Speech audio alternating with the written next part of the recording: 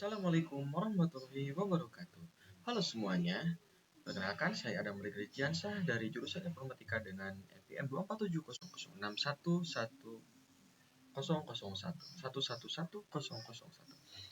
Oke, teman-teman semua, apakah kalian pernah mendengar mengenai metode Monte Carlo? Nah, metode ini adalah salah satu teknik komputasi yang sangat powerful, namun konsepnya sangat sederhana. Jadi, apa itu Monte Carlo? Metode Monte Carlo adalah teknik yang menggunakan pengambilan sampel acak berulang kali untuk mendapatkan hasil numerik dari masalah yang kompleks. Nah, kapan kita menggunakannya? Metode ini digunakan ketika masalah yang kita hadapi terlalu kompleks untuk diselesaikan dengan rumus matematika biasa. Prinsip dasarnya adalah menggunakan keacakan untuk memperkirakan nilai yang sebenarnya deterministik atau pasti. Menariknya, metode ini dinamai dari Casino Monte Carlo di Monaco karena dikembangkan oleh ilmuwan di Los Alamos tahun 1940-an untuk penelitian bom atom. Mereka butuh cara untuk menghitung masalah yang sangat rumit dan solusinya adalah dengan simulasi acak. Nah, baik, sekarang kita akan lanjut ke konsep dasarnya. Nah, kita ada di konsep dasar, dimana sebelum masuk ke matematika yang rumit, saya akan menjelaskan konsep Monte Carlo dengan analogi yang sederhana. Bayangkan nih, Anda melempar dart atau anak panah kecil ke papan target secara acak, dengan berkali-kali. Awalnya mungkin terlihat acak, tapi dengan cukup banyak lemparan, maka akan memunculkan pola. Nah, dari pola ini kita bisa menghitung proporsi dart yang mendarat di area tertentu. Dari proporsi inilah yang bisa kita gunakan untuk memperkirakan nilai matematika yang kita cari. Nah, untuk kunci sukses yang ada di sini adalah semakin banyak sampel atau percobaan yang kita lakukan, maka semakin akurat hasilnya. Ini adalah prinsip dasar dari metode Monte Carlo. Oke, sekarang kita akan langsung lihat contoh praktisnya, teman-teman. Nah, di mana contoh klasik dari metode Monte Carlo adalah menghitung nilai pi, di mana dalam setup percobaannya seperti ini. Kita punya persegi dengan sisi 2, teman-teman. Kita bayangkan. Jadi luasnya itu ada 4. Di dalam persegi ini kita gambarkan seperempat lingkaran dengan jari-jari 1. Luas seperempat lingkaran ini adalah pi per 4. Nah, sekarang kita akan melempar titik-titik secara acak, teman-teman, ke dalam persegi ini. Apakah titik-titik akan jatuh di dalam lingkaran? Beberapa di luarnya. Perhatikan rumus pi kira-kira sama dengan pi dikali dengan jumlah titik di lingkaran dibagi total titik. Kenapa? Karena perbandingan jumlah titik akan mendekati perbandingan luas area.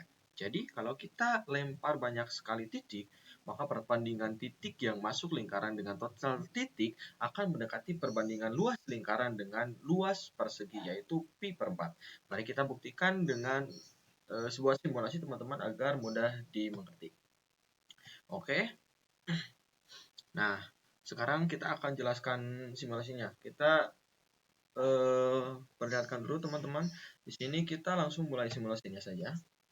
Nah, kita lihat titik-titik mulai bermunculan. Yang berwarna hijau adalah titik yang jatuh di dalam lingkaran, sedangkan yang merah adalah titik yang jatuh di luar lingkaran.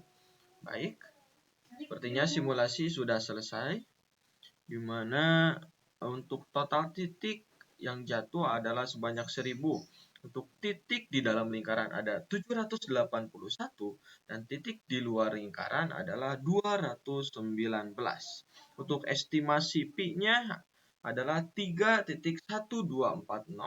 sedangkan untuk pi yang sebenarnya adalah 3.1416. Oke, untuk akurasinya di sini cukup besar, yaitu sebanyak 99,44%. Jadi, kita sudah bisa memperkirakan nilai pi dengan akurasi di atas 95%. Kalau kita pakai lebih banyak titik, hasilnya akan semakin akurat. Nah, ini baru satu contoh, teman-teman. Sekarang kita akan masuk ke studi kasus utama kita pada sesi kali ini. Oke, untuk selanjutnya, sekarang kita masuk ke studi utama kasus pelemparan.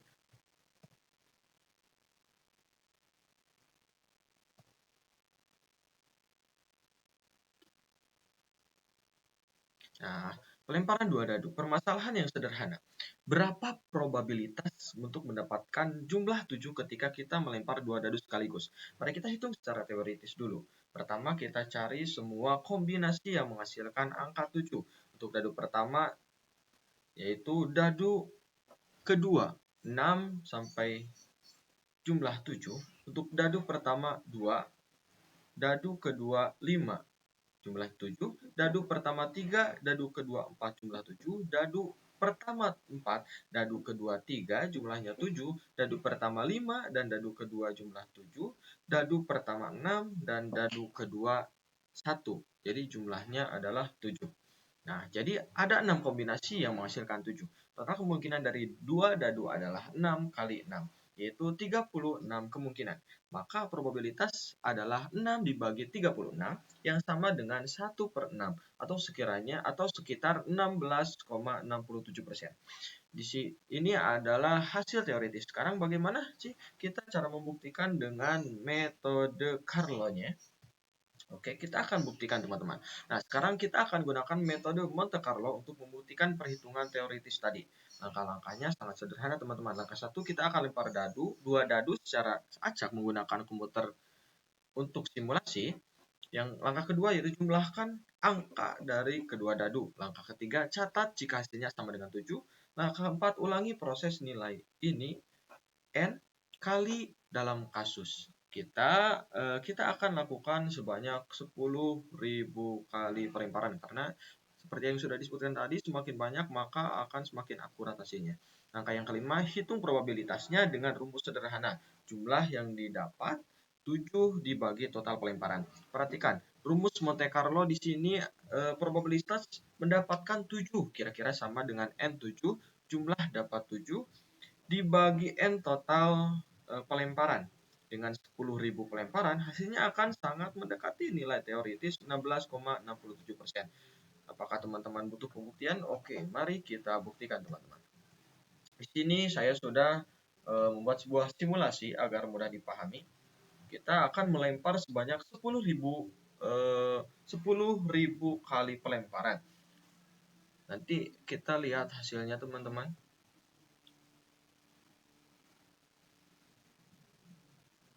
Oke. Di sini ada contoh pelemparannya 50 pelemparan pertama di sini untuk yang menghasilkan 7 ada di lemparan ketiga, lemparan keempat, ada lemparan keenam. Kemudian selanjutnya untuk diagram ini adalah hasil dari pelemparannya. Untuk yang hijau adalah pelemparan dua dadu yang menghasilkan angka 7 teman-teman.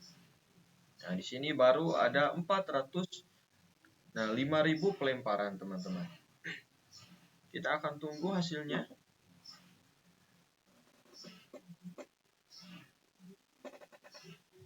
Oke, sudah mendekati teman-teman.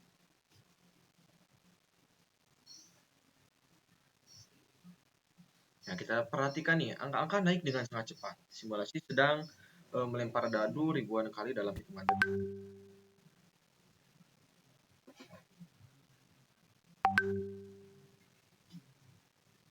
Oke, sedikit lagi teman-teman. Oke, akhirnya selesai nih teman-teman. Simulasi telah selesai. Sekarang mari kita analisis hasil dengan detail. Pertama, lihat grafik batang, di mana di sebelah kiri ini menunjukkan bahwa distribusi semua hasil yang mungkin dari 2 sampai 12. Perhatikan bahwa angka 7 yang berwarna hijau memiliki grafik batang paling tinggi. Ini sesuai dengan teori kita bahwa 7 memiliki probabilitas yang tinggi. Kenapa 7 paling tinggi? Karena seperti yang kita hitung tadi, ada 6 kombinasi untuk mendapatkan 7, lebih banyak dari angka lainnya. Kedua, di bawah grafik kita bisa melihat 50 pelemparan pertama. Nah, 50 pertama, kotak yang berwarna hijau dengan border tebal yang tadi sudah saya sebutkan adalah hasil yang menunjukkan 7. Ini memberikan gambaran visual bagaimana pelemparan bekerja. Ketiga, sekarang lihat statistik di sebelah kanan, teman-teman. Ya. Di mana